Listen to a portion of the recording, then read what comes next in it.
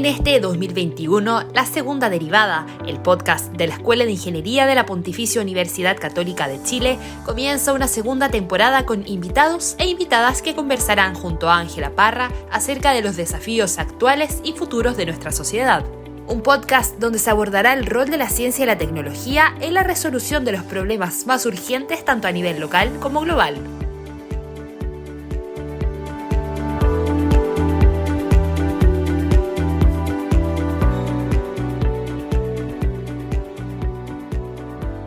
Hace algunos años, la educación online viene tomando cada vez mayor fuerza, fenómeno que se aceleró con la pandemia y que nos ha permitido avanzar rápidamente en metodologías y tecnologías.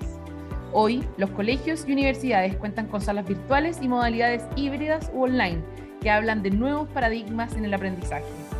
¿Cómo hacemos frente a los nuevos desafíos que impone la educación online y cómo podemos aprovechar al máximo su potencial? Sean todos y todas muy bienvenidos y bienvenidas a un nuevo capítulo de La Segunda Derivada, el podcast de la Escuela de Ingeniería UC.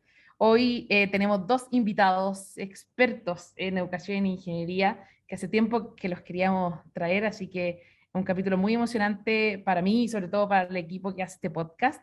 El primer invitado es el profesor Miguel Nussbaum. Él es ingeniero civil industrial de nuestra universidad, doctor también y profesor titular del Departamento de Ciencia de la Computación de nuestra escuela. Es reconocido nacional e internacionalmente por sus contribuciones en el campo de las ciencias del aprendizaje. Y también está con nosotros Isabel Hilliger. Ella es ingeniera civil de biotecnología también de nuestra universidad, doctora en ciencias de la ingeniería de la UC, subdirectora actualmente de medición y evaluación y calidad en la Escuela de Ingeniería, área donde ha impulsado nuevas estrategias en el desarrollo de la educación en la ingeniería. Isabel, profesor Miguel, ¿cómo están? Muy bienvenidos. Muchas gracias, Ángela, por la invitación. Un honor estar acá. Comparto el honor con Miguel. Muchas gracias. Muchas gracias a ustedes. Bueno, este es un capítulo muy entretenido. Nosotros habíamos hablado un poquito de educación el año pasado con la profesora Susana Claro, pero nos habíamos concentrado específicamente en la educación escolar, que en ese tiempo estaba teniendo varios problemas porque era el inicio de la pandemia.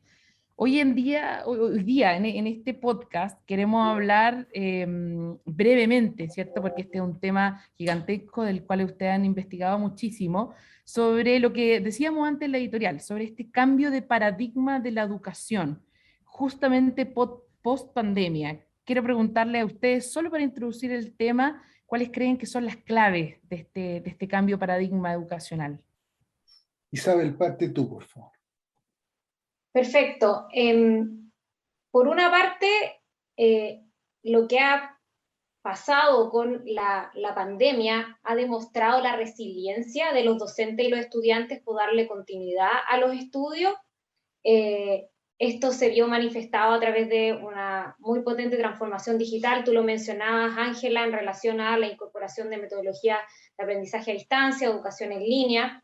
Ahora, si bien hubo una transformación digital importante y hubo resiliencia de distintos actores, sí demostró también el rezago en relación a la incorporación de la tecnología en contraste con los avances que han habido a la fecha. O sea, mucho de lo que se potenció, como por ejemplo la adopción de sistemas de gestión del aprendizaje, como por ejemplo Canvas o Google Classroom, o el uso de estrategias como video educativo, son tecnologías que habían surgido en los 2000 y que todavía no habían sido del todo adoptadas en instituciones en distintas regiones, ya sea por brechas tecnológicas u otros. Entonces, en ese sentido, por una parte, hay una demostración importante de la resiliencia que tienen los actores y la misión o el compromiso por darle continuidad a los estudios, pero también en brechas respecto a la incorporación de avances en la tecnología que podrían conllevar a reducir rezagos en materia de calidad o de cobertura.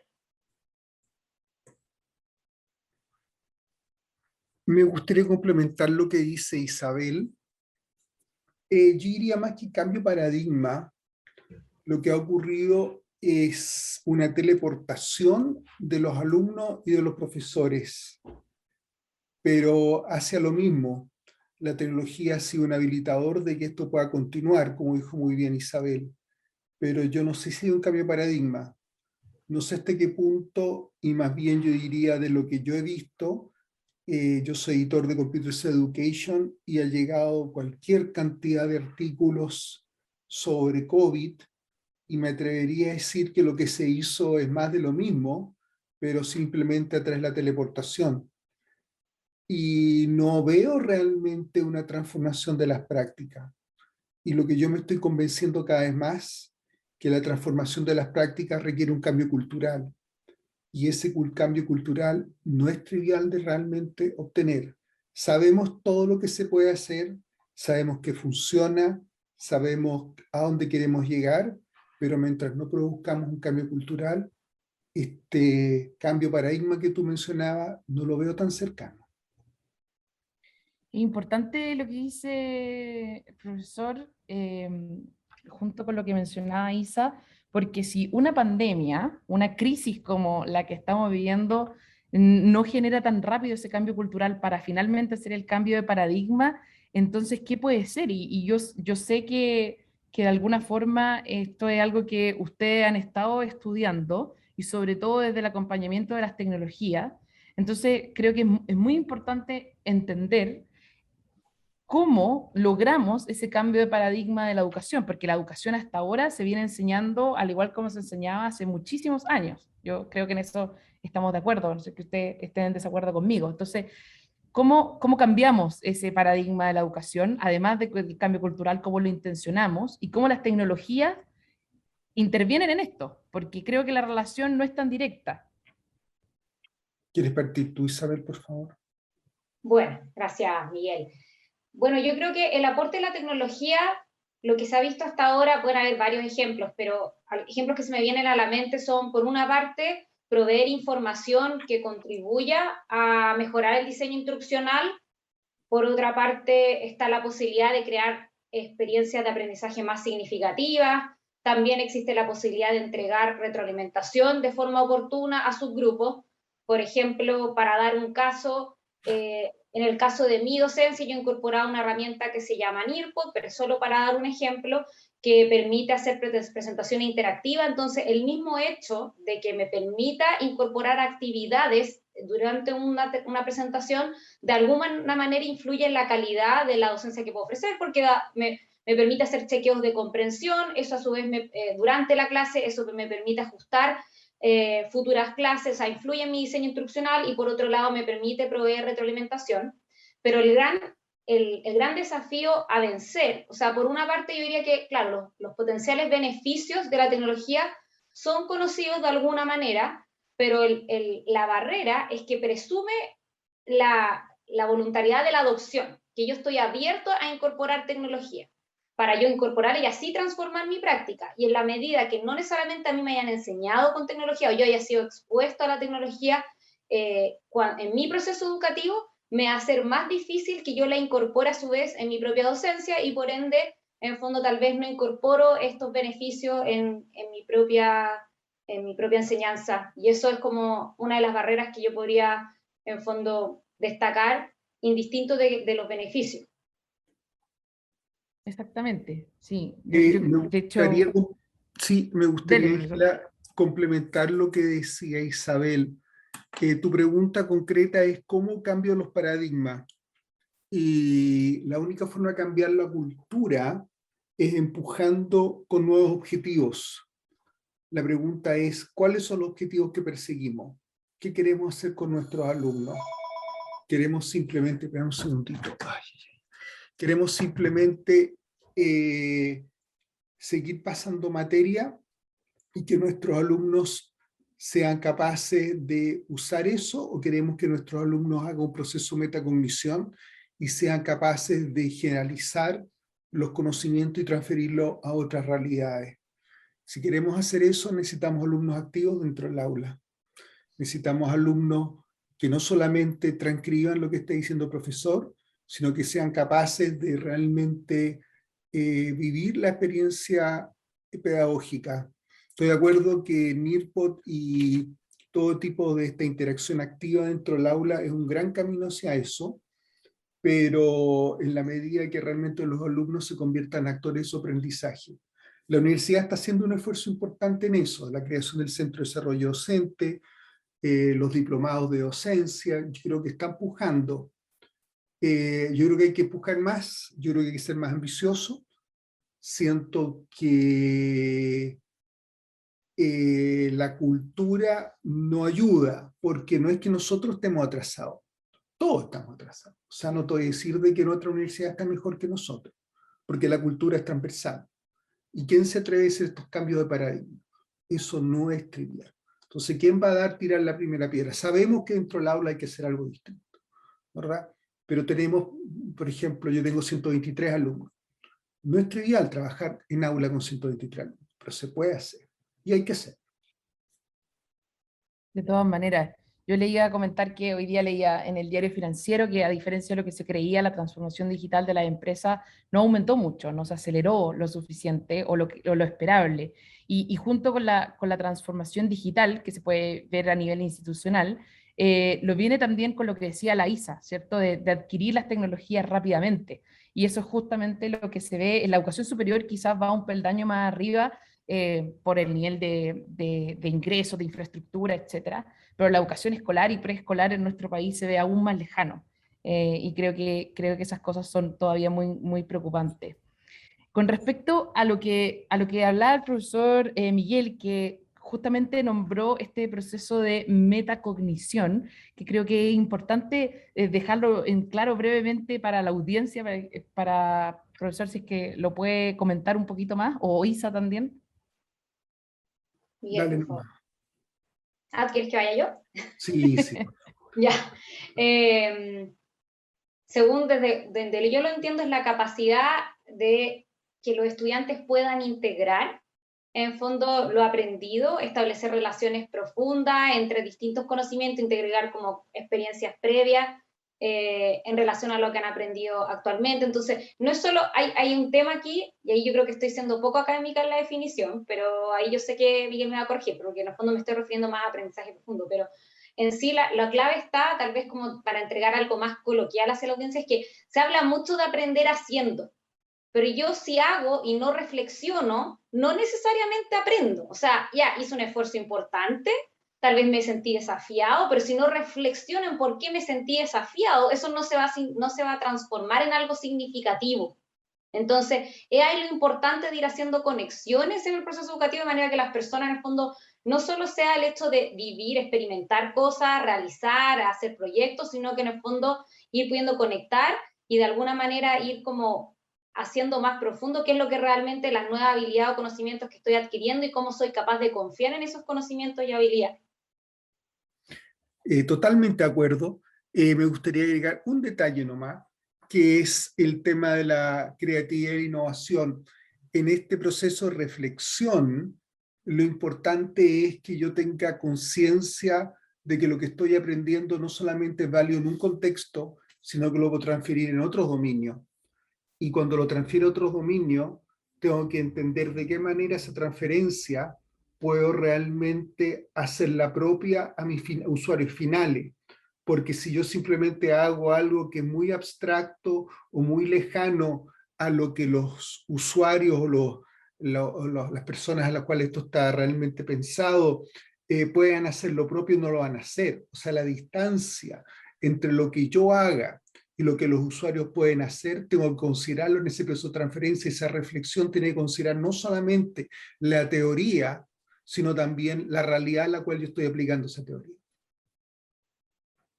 Una bonita definición del aprendizaje. Y hemos hablado todo este tiempo de el paradigma del cambio educacional, del cambio cultural, y ahora quiero llevarlo específicamente en lo que ustedes también son muy expertos, que es la educación en ingeniería, cómo enseñamos ingeniería, que es un tema que no hemos tratado anteriormente en los podcasts. Siempre en este podcast se habla mucho de cómo la ingeniería impacta a Chile, impacta al mundo a través de la tecnología, la innovación, la transferencia, etcétera. Pero no hemos hablado cómo se enseña ingeniería y del aprendizaje de la ingeniería.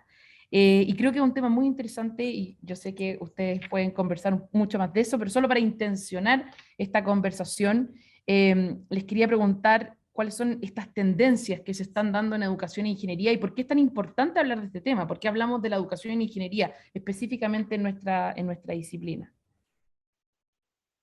Ahí, tomándome la palabra, claro, la educación en ingeniería se vuelve una disciplina en sí misma por distintas razones, pero yo diría que dentro del espectro de estas razones, una es claro, el interés de los países o incluso ya de carácter global de formar a mejores ingenieros e ingenieras desde el punto de vista de cómo pueden agregar valor en la industria, en relación a la productividad, la innovación, el emprendimiento. Y luego desde el otro lado del espectro también es como el democratizar la educación en ingeniería y ciencias, no solo pensando en las futuras ingenieras e ingenieros, sino más bien pensando en una participación ciudadana más activa, que tiene conocimientos de ciencia, que hoy por hoy también esto se ha vivido muy fuerte con la pandemia, todo lo que ha significado los avances en ciencia en corto tiempo, el poder transmitir confianza desde el punto de vista del proceso de vacunación, es clave contar con ciudadanos que están más informados en relación a la aplicación de ciencia, y eso está muy relacionado con la educación en ingeniería. Y las tendencias que se han visto en donde la escuela ha realizado importantes esfuerzos ha sido diversificar, por ejemplo, las vías de admisión, de manera de atraer un estudiantado más diverso, como ha sido el esfuerzo de Talento e Inclusión, de la Iniciativa Mujeres, de NACE. Eso también es una tendencia global. Por otro lado, también la incorporación de la interdisciplina a través de programas de educación e ingeniería, este currículum flexible de pregrado, en donde hay majors y minors que se pueden combinar, hace que de alguna manera nuestras estudiantes y nuestros estudiantes estén más preparados para resolver problemas complejos y que de alguna manera también tengan más movilidad en sus posibles trayectorias profesionales o académicas.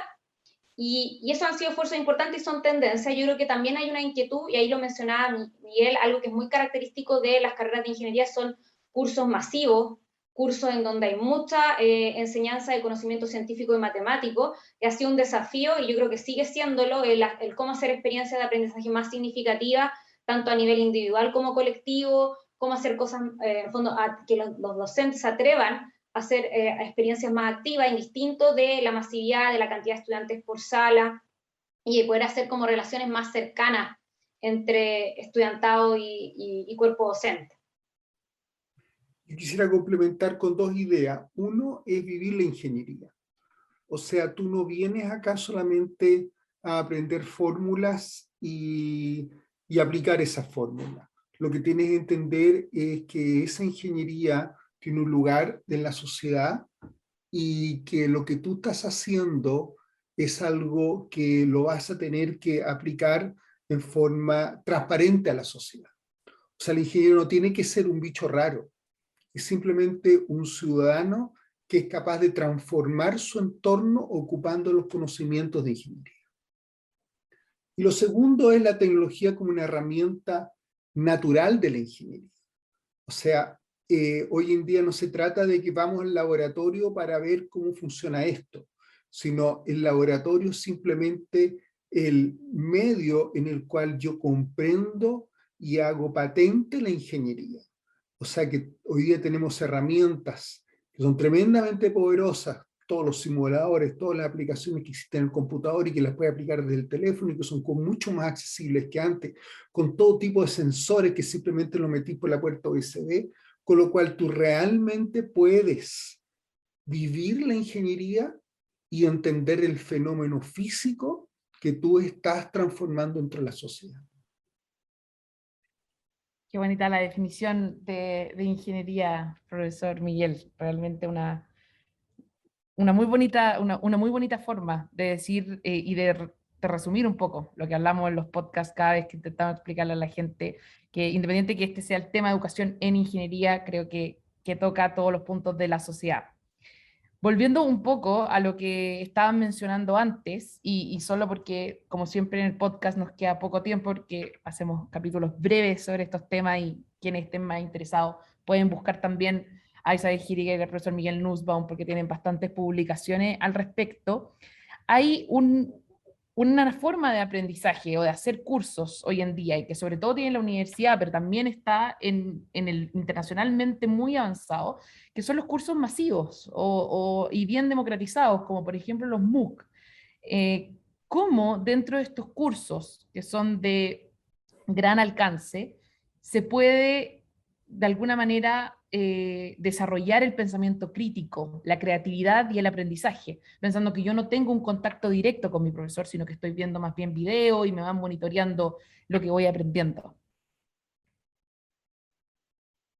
Ahí tal vez me gustaría aprovechar la pregunta como para ampliarla un poco más, es que en ese sentido yo diría que hay una tendencia hoy a derribar los muros, por así decirlo. Uno piensa hoy que ya, así como Miguel mencionaba el tema de teletransportarse, por así decirlo, o de hacer esta telepresencia a través de las clases, ya sea remota, también en sí los muros de la escuela o de la universidad, de la educación formal como tal, se van ampliando porque las personas cada vez más necesitan desarrollar habilidades continuamente. Entonces, yo diría que los cursos masivos abiertos en línea, indistintos de el valor que pueden tener para desarrollar las competencias que tú mencionabas, como pensamiento crítico y creatividad, también tienen el foco de desarrollar la habilidad de aprendizaje a lo largo de la vida, dado que le ofrecen la oportunidad a las personas de buscar, ya sea contenidos, experiencias, actividades de enseñanza-aprendizaje de forma autónoma, y poder abordarlos de forma autodirigida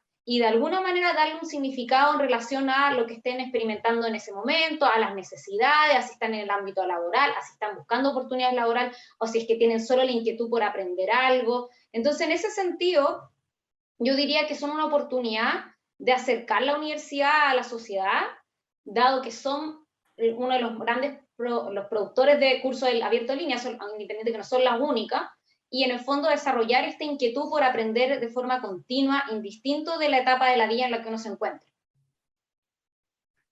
Yo quiero volver a algo que te dijiste que a mí me preocupa. Tú dijiste que los MOOC son democratizadores. Bueno, sí, Yo tengo mis serias dudas que sean democratizadores, porque tengo una experiencia propia de un MOOC que tiene más de 70.000 personas inscritas, y lo han terminado del orden de 4.000 personas. Entonces, ¿hasta qué punto realmente esas 70.000 personas fueron capaces de quedarse con lo que había dentro? O sea, igual 4.000 personas no es un mal número. Ya en 5 años tenemos 4.000 alumnos, en 5 años igual es mucho más de lo que yo abarco en la universidad. De todas maneras, no es un mal número. Pero no es 70.000, ¿correcto? Sí. Y yo diría que aquí hay dos barreras que no son triviales. La primera es la preparación explícita o implícita del lenguaje necesario para poder realmente abordar ese instrumento. Sea desde la barrera digital, o sea, poder realmente ser un usuario adecuado para poder realmente aprovechar bien ese MOOC, simplemente diciendo jugar con el computador y realmente ir para adelante, para atrás, contestar las preguntas y todo eso. O sea, hay un lenguaje digital ahí bastante básico para nosotros, pero no necesariamente básico para las personas que quieren tener esa preparación. Y después está el lenguaje tecnológico, ¿no es verdad? O sea, hasta qué punto nosotros somos capaces de llegar realmente a nuestro público y transferirle el conocimiento. O sea, realmente construimos un puente de plata con nuestros alumnos que están ahí a la distancia y somos capaces realmente de llegar a ellos adecuadamente.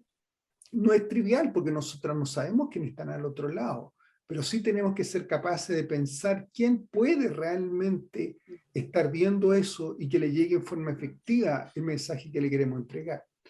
Eso respecto a los lenguajes. Y segundo, hay un tema muy estudiado en los MOOC, que es la autorregulación, que es la capacidad de mirarme a mí mismo y decir, ¿qué debiera hacer yo ahora? ¿Soy yo capaz de seguir con esto? ¿Qué debiera realizar? Porque no hay un profesor, no hay un tutor, no hay nadie al otro lado realmente que le está diciendo, sigue, sigue, sigue, sé persistente.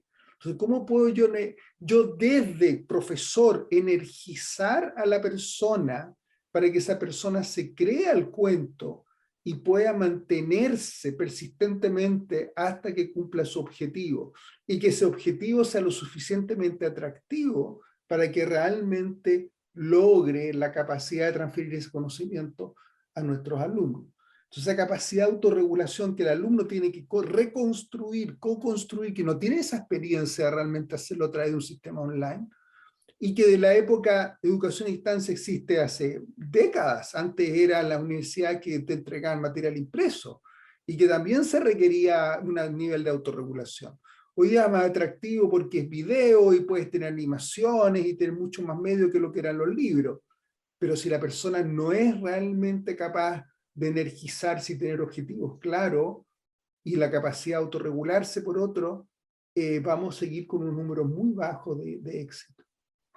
Sí, ahí me gustaría como contraponer dos ideas. Es un muy buen punto el que hace Miguel, y es como un ejercicio de pensamiento crítico en el sentido que los MOOCs eran una promesa, pero también tenían ciertas debilidades, entonces mirarlo desde distintos puntos de vista. Y es que ahí lo importante también es qué puede hacer la universidad en investigar respecto a los diseños mismos que provee, cómo esto efectivamente tal vez potencia la autorregulación del aprendizaje que menciona Miguel, cómo tal vez a través de aplicaciones de apoyo uno entiende más los propósitos del estudiantado que los toma, pero también algo que me gustaría tal vez como para dejar reflexión a la audiencia es ¿qué se considera éxito estudiantil? Porque también conlleva, uno podría decir, ya, puede ser que efectivamente estamos viendo la tasa de quien completa un curso, pero muchas veces tal vez alguien puede patizar en la audiencia, han querido consultar un MOOC porque han querido ver algún contenido en específico o querían entender más de una definición de un concepto o tal vez querían explorar tímidamente un tema y retomarlo más adelante. Entonces, es cómo permitimos trayectorias flexibles también en un ambiente en línea sin considerar necesariamente que la tasa de completar de por sí es un fracaso cuando tal vez en el fondo hay distintos niveles y propósitos. Entonces, cómo también los ambientes en línea pueden en el fondo satisfacer esos múltiples propósitos. Y yo creo que ahí también un tema de la base en el tema de los lenguajes es que efectivamente hay brechas digitales, dado que no se ha incorporado la tecnología como uno esperaba, no ha habido ese cambio de paradigma que hablamos al inicio, uno esperaría también más que en el fondo al futuro, si hay más incorporación de tecnología, esa adquisición de lenguajes digitales es más amplio y así también más personas pueden proseguir utilizando los MOOCs tal vez como alternativa a educación continua, educación profesional. Muy interesante lo que mencionaban, y solo para finalizar, yo sé que Isa mencionó algo sobre justamente la investigación de las universidades, específicamente en el caso de esta educación en línea, pero me gustaría también, ya para ir cerrando, que ambos pudieran dejar planteados algunos desafíos, interrogantes que quedan, sobre todo desde el punto de vista de la investigación, educación e ingeniería de aquí en adelante, y qué deberían hacer los ingenieros e ingenieras para poder mejorar todo un poco el mix de lo que hemos hablado, pero ya desde el punto de vista de los desafíos del futuro. Isa, por favor. Bien, yo creo que al día de hoy algo que ha pasado con el grado de digitalización que ha habido es que ha cambiado la relación en relación al tiempo y al espacio, por ende también había una valorización de lo que es síncrono, o sea, de coincidir docente y estudiante en un mismo ambiente, indistinto si es en línea o presencial. Entonces, efectivamente, todo trabajo futuro que conlleve a que esas experiencias síncronas sean más significativas y que tal vez la transferencia de información o el estudio autónomo sea potenciado a través de otros medios. Entonces, en el enriquecimiento de lo síncrono, claro, hoy por hoy, por ejemplo, en cursos como investigación, innovación y emprendimiento se está abordando esto de la incorporación del 5G. Hay múltiples oportunidades pensando en la incorporación de tecnología para ya sea realidad aumentada, realidad virtual, que conlleve a experiencias de aprendizaje más significativas, a ir a lugares en que no se ha ido, a tal vez experimentar laboratorio y no correr riesgos previamente a través de simulaciones. Entonces ahí hay harto por hacer, y también cómo aprovechar los datos que se generan a través de las interacciones del estudiantado en esta experiencia para entender de mejor manera sus aprendizajes y ir retroalimentando oportunamente, ya sea a los mismos estudiantes como también el diseño instruccional como tal. Esas son cosas que yo creo que son algunas de las líneas que hay que trabajar. Fantástico. Estando completamente de acuerdo con Isabel respecto a un alumno activo y las posibilidades que nos brinda la tecnología, para mí el desafío más arriba es cuáles son los objetivos que queremos pensar. Todavía yo ya tengo más de 65 años, llevo casi 40 años en la universidad, y yo diría, sí, la universidad ha cambiado. Evidentemente, cuando yo entré en el 74 a la Escuela de Ingeniería de la Católica, las clases eran muy pasivas, muy pasivas. Hoy día tenemos clases más activas, pero yo diría, los objetivos de la clase no han cambiado tanto, y los objetivos de los planes educacionales tampoco han cambiado tanto. El mundo ha cambiado tremendamente. El desafío es replantearse realmente qué significa la enseñanza en ingeniería.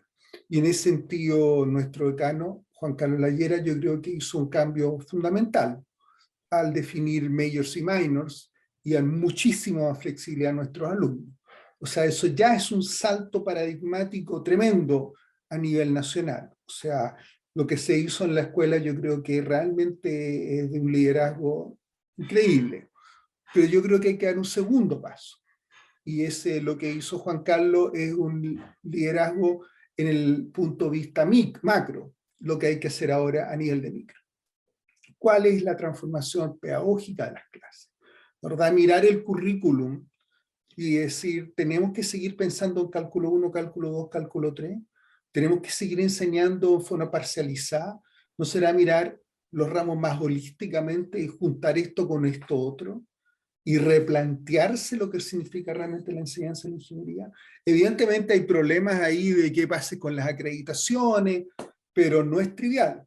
Pero yo diría que tenemos que dejar de pensar en la enseñanza en la ingeniería como se hizo desde la Segunda Guerra Mundial.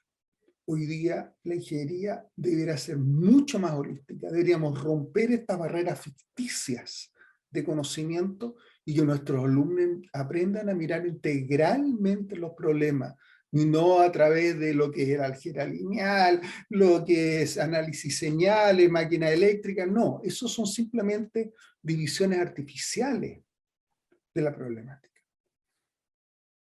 Una conversación muy virtuosa junto al profesor Miguel Nussbaum y Isabel Hillier, ambos ingenieros UC y muy comprometidos también con nuestra escuela. Muchísimas gracias por estar hoy día aquí. Creo que quedaron varios temas en el tintero que sí o sí darían para muchos capítulos de podcast, pero bueno, como decía antes, esa es la idea, implantar un poco las ganas de seguir averiguando e investigando sobre estos temas. Nuevamente les doy las gracias a la audiencia, como siempre, por escucharnos y contarles que el próximo capítulo es con la profesora María Rodríguez del Instituto de Ingeniería Biológica y Médica para hablar del análisis de datos para la prevención de enfermedades crónicas. Muchas gracias, Isabel. Muchas gracias, profesor Miguel. Que estén muy, muy bien.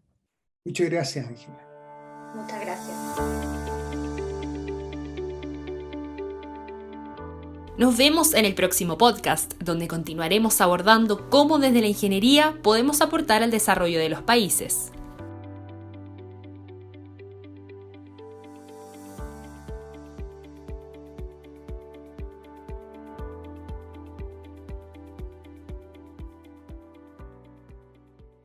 Las opiniones vertidas en este podcast son de exclusiva responsabilidad de quienes las emiten y no de este canal.